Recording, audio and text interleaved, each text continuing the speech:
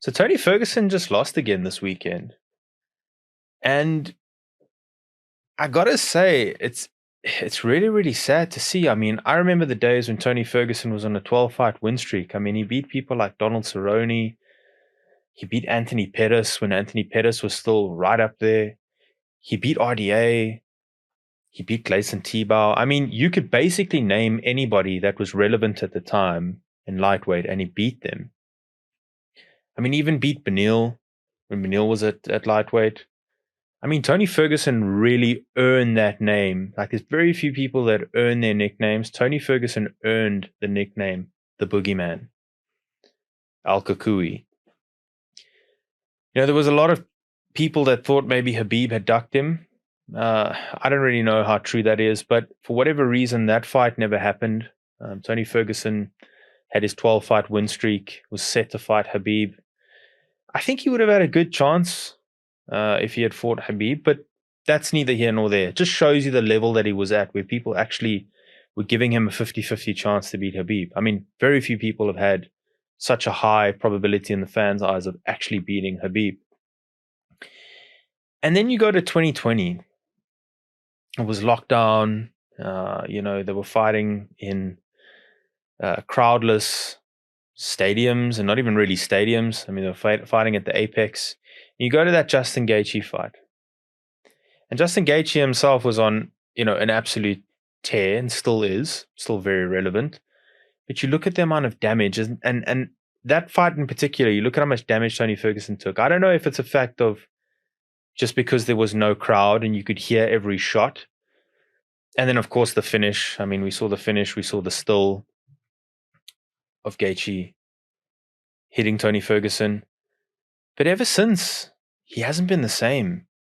I mean, he went from having 12 wins in 6 years to now having 6 losses in a row in 3 years. And you look at what he said after his last fight, before the last fight and after the last fight, and in his mind, he has no signs of wanting to stop or wanting to slow down. Begs the question, should Tony Ferguson retire? I never want to be the person to say somebody needs to retire, because it's just not my place. But I'm 95% of the way there to say Tony Ferguson should retire. I mean, I don't see any benefit to him carrying on like this. It's not just the fact that he's losing, it's the manner in which he's losing. I mean, this past weekend, he got choked out, he didn't tap, which he should have probably done. We don't know what that long-term damage is going to be.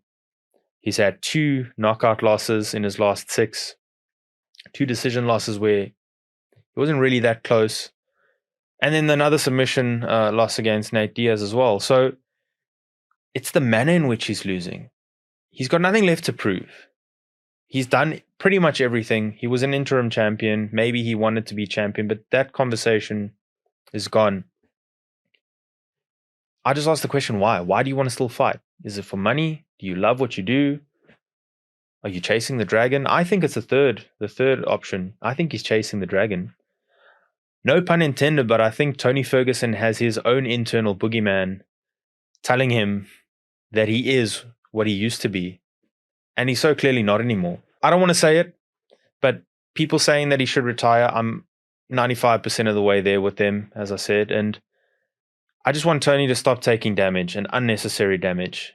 It's clear that he's not going to be he isn't the Tony Ferguson of old. He's not going to get to being the Tony Ferguson of old. He's turning 40 years old in February.